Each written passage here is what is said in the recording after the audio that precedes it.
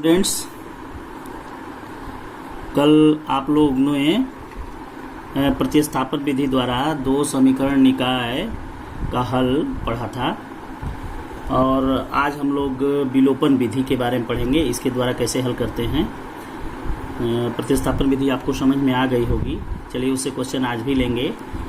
पहले विलोपन विधि बताते हैं कैसे है। जैसे एक क्वेश्चन ले लेते हैं 3x + 4y 3x + 4y = 10। ये पहला समीकरण हो गया। दूसरा समीकरण हम लोग लेते हैं 2x - 2y = 2 = 2। 2x - 2y = 2। यहाँ पे दो समीकरण हैं चर x और y में। इनको कैसे हल किया जाता है विलोपन विधि से। प्रतिस्थापन विधि कल आप लोग समझ गए हैं, अभी उसकी चर्चा नहीं करते हैं। विलोपन विधि में सबसे पहले हम क्या करते हैं कि x या y दोनों समीकरणों से विलोपित कर देते हैं। विलोपित का मतलब हटा देना। तो ये हटाने के लिए तरीका है, इस तरीका को ही विलोपन विधि कहते हैं।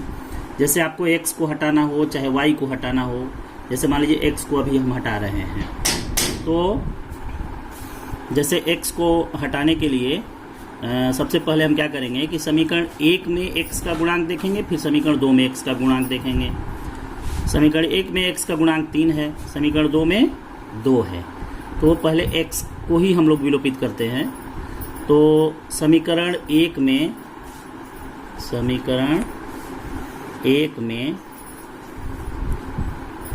2 वाले के गुणांक से, तो 2 का x का गुणांक 2 है, समीकरण 1 में 2 से, और 2 में समीकरण 1 में जो x का 3 गुणांक है उससे 3 से।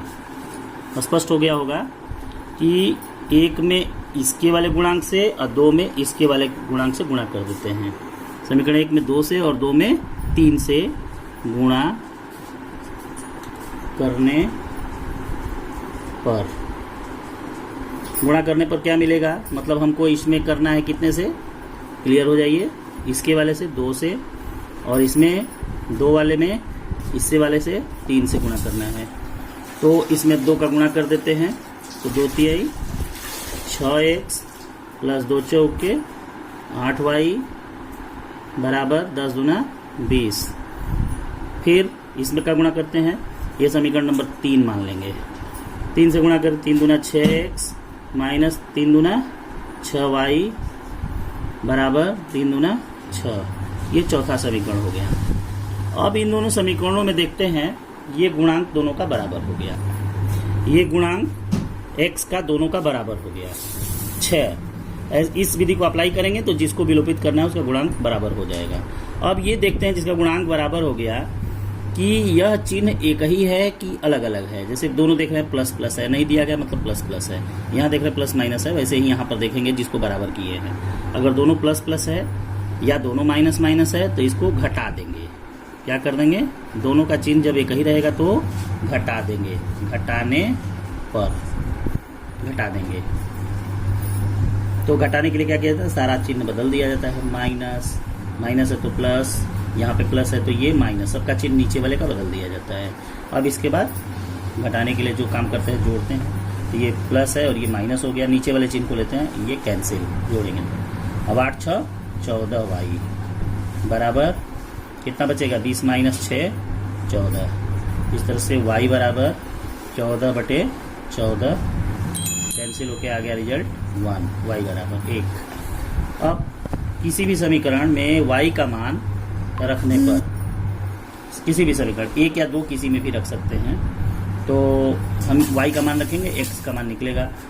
समीकरण किस में रखा जाए, 1 या 2 में, तो 1 में रख लेते हैं, जिसमें आसान हो। वैसे तो लग रहा है कि 2 में रखना आसान है, तो 2 में ही रख देते हैं। समीकरण 2 में y का मान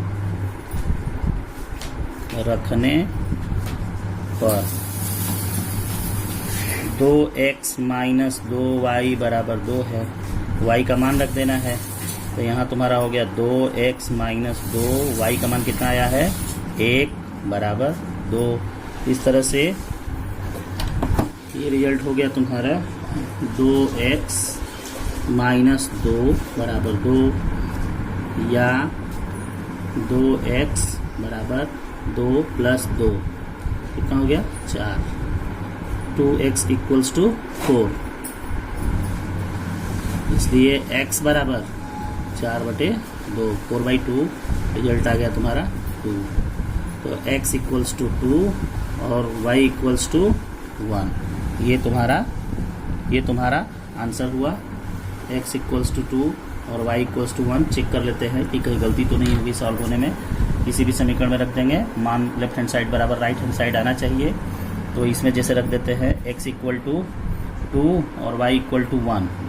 तो x इक्वल टू 2 जब रखेंगे तो 3 दूना 6, यहाँ पे क्या मिलेगा 3 दूना 6 और y का मान 1 रखेंगे तो 4 एकम 4 होता है। तो 6 4 10 आ रहा है, सही है। इसलिए ये रिजल्ट तुम्हारा सही है। तो ये तो रहा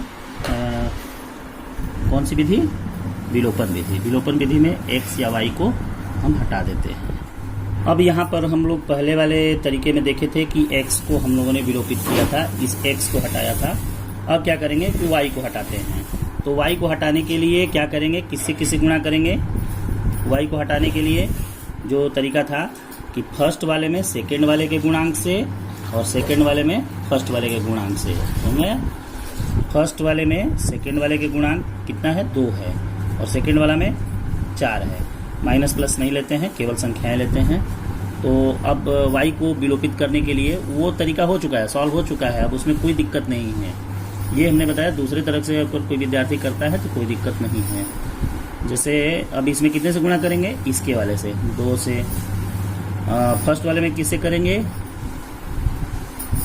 फर्स्ट वाले में 2 से और सेकंड वाले में इसके वाले से 4 से गुणा करने पर। तो गुणा करेंगे तो रिजल्ट क्या मिलेगा, लिख देंगे समीकरण 1 में 2 से और समीकरण 2 में 4 से गुणा करने पर लिख सकते हैं। या ऐसे 4 तिहाई 12x, सॉरी 2 से गुणा कर रहे हैं, 2 तिहाई 6x प्लस 2 चौके 8y बराबर 20 और इसमें 4 से 4 दूना 8x माइनस 4 दूना 8y बराबर 4 दूना 8। अब यहाँ पे देखेंगे कि y का गुणांक बराबर हो गया। y के गुणांक को अगर गुणा सही करते हैं y वाले से तो ये y का गुणांक बराबर हो जाएगा। अब देखिए यहाँ पे प्लस माइनस है, दोनों प्लस प्लस होता तो घटा देते, दोनों माइनस माइनस होता तो घटा देते। अगर प्लस माइनस है तो क्या कर देंगे, जोड़ देंगे। जोड़ने पर इसी के चिन्ह को देखते हैं तो ये जोड़ देंगे तो कैंसिल हो जाएगा। अब ये हो गया 814x बराबर 28, x बराबर 28/14। तो ये हो गया 14 दूना 28। x का मान फिर से 2 आया। अब समीकरण 1 में 1 चाहे 2 किसी में रख सकते हैं, उस बार हमने 2 में रखा था, अब इस बार क्या करते हैं 1 में रख देते हैं। समीकरण 1 में x का मान रखने पर क्या मिलेगा, समीकरण 1 से 3x प्लस 4y बराबर 10। तो x का मान हमें 2 रखना है, 3 गुणे 2 प्लस 4y इक्वल टू 10 है। इस तरह से ये हो गया 6 प्लस 4y बराबर 10। तो 4y बराबर 10 माइनस 6, यहाँ या लगा देते हैं लेफ्ट साइड में। जब बीच में बराबर रहता है तो इधर या इम्प्लाइज यूज़ करते हैं। इम्प्लाइज कल हमने बताया था ये सिंबल होता है इम्प्लाइज y 4y बराबर 4y इक्वल्स टू 4 आया। Implies y equals to 4/4 cancel हो गया, आ गया 1। y is equal to 1। इस तरह से x बराबर 2 y बराबर 1। पहले बार भी यही आया था। तो दोनों मेथड से करेंगे तो x को काटे चाहे y को काटे, दोनों से वैल्यू सेम आएगी, जिससे तुम्हारी मर्जी कर सकते हैं। अभी तक हमने विलोपन विधि में 2 तरीके से बताया कि कैसे करना है। एक तरीका ये था कि सबसे पहले हम लोगों ने x को विलोपित किया था। x के गुणांकों को आपस में बदल करके मल्टीप्लाई करके समीकरण में इनके गुणांकों को बराबर करके फिर जोड़ घटाव करके कर दिया था।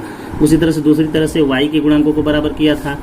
इसमें सेकंड वाले में 4 से गुणा किया था, इसमें 2 से गुणा किया था। तो इस तरह से ये y वाला गुणांक बराबर हो गया था और जोड़ दिए तो विलोपित हो गया था। अब तीसरा तरीका ये हम देखते हैं कि क्या किसी एक समीकरण में, किसी एक भी समीकरण में अगर किसी संख्या से गुणा कर दिया जाए तो क्या ऊपर वाला कोई आ जा सकता है। तो जैसे इसमें हम 2 से गुणा कर दें, ये अपने उस समय डिसाइड करने की जरूरत पड़ेगी, केवल इसमें 2 से गुणा कर दें तो ये 4 के बराबर हो जाएगा। अगर मान लो ये 8 होता तो इसमें कितने से गुणा करते, 4 से गुणा करते, 4 गुना 8 हो जाता। तो हम यही देखेंगे कि क्या कोई गुणा करने पर आ सकता है एक ही गुणांक, चाहे ये हो चाहे ये हो, तो गुणा कर देंगे तो ये हो जाएगा। क्या होगा, 3x + 4y बराबर 10। ये तीसरा समीकरण हो गया, इसमें गुणा कर रहे हो, बल्कि पहला ही रहा, तीसरा कहाँ बदला तो कुछ नहीं। 2 दूना 4x - 2 दूना 4y बराबर 2 दूना 4। अब क्या कर देंगे, साइन अलग अलग है, दोनों गुणांक बराबर हो गए, देख लिया, इसी के लिए किया ही गया था 2 से गुणा। अब जोड़ देंगे, क्या कर देंगे, जोड़ देंगे, ये समीकरण अलग है, 3 नंबर डाल देंगे। जोड़ने पर क्या मिल गया, 4 3 7x बराबर 14। इस तरह से x बराबर 14/7 कितने वैल्यू आएगी, 2 आएगी। x = 2, पहले भी 2 आई थी। अब क्या करते हैं, किसी भी समीकरण में रख देते हैं। समीकरण